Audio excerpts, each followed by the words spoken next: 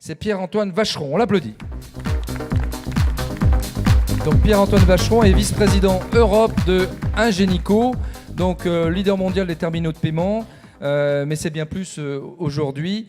Donc vous êtes fait connaître par ces terminaux qu'on voit partout dans tous les magasins pratiquement, mais à l'époque il y avait la caisse, le terminal de paiement, et c'est tout. Maintenant c'est plus compliqué. C'était le bon temps avant ?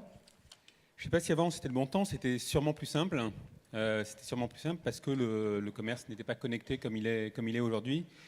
Je vais vous raconter une anecdote personnelle, c'est que quand j'ai rejoint Ingenico en 2009, je venais du retail, et quand j'ai dit à l'entreprise dont je partais que j'allais dans le paiement et que j'allais chez Ingenico, j'ai eu un moment de stupeur de la part de l'équipe de management qui ne comprenait pas comment je pouvais aller dans le paiement.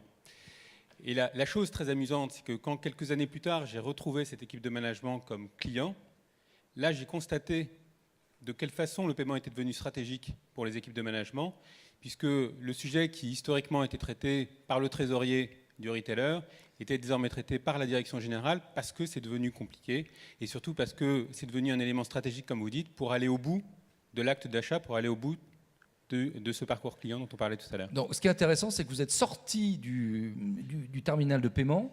Et depuis plusieurs années, vous avez acheté plein de startups, plein de sociétés qui ne faisaient pas nécessairement votre métier, mais qui venaient compléter votre offre d'aujourd'hui. Voilà, alors en fait, progressivement, on a complété un petit peu l'offre d'Ingenico. On continue bien sûr d'investir dans les terminaux parce que le terminal de paiement, c'est un point d'interaction qui reste extrêmement important dans le monde physique.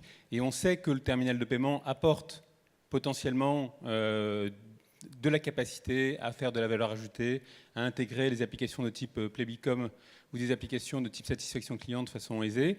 Et puis, effectivement, comme ce n'était pas notre métier à l'origine, on a fait des acquisitions dans le monde du e-commerce. On a acquis Ogone, on a acquis Global Collect qui nous donne une couverture complètement globale, ce qui nous donne aujourd'hui, dans le monde du e-payment, la même capacité que dans le monde physique. Alors concrètement, ça se traduit comment sur le terrain ? J'ai vu que vous avez changé d'identité visuelle.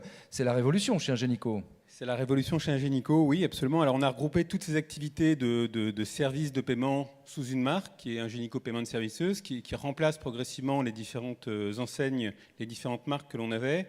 Et surtout, ce que l'on s'attache à faire aujourd'hui, c'est offrir aux commerçants des solutions les plus intégrées possibles, quel que soit le canal de vente, quel que soit le lieu de vente, quel que soit le point d'interaction avec le consommateur. Alors Ingenico, c'est une marque mondiale, on est très fiers, parce que c'est venu de France. Comment vous situez le marché français du commerce connecté par rapport à d'autres pays d'Asie ou des États-Unis, par exemple ? Disons que la France et le retail en France est historiquement quand même assez avancé. Il y a quand même beaucoup d'innovations dans le commerce en France.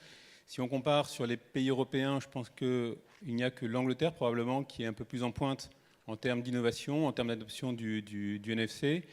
Évidemment, les États-Unis, par leur surface, sont également très en avance et on sait tous que beaucoup de choses que l'on voit venir aujourd'hui sont des choses qui ont été testées sur le marché américain.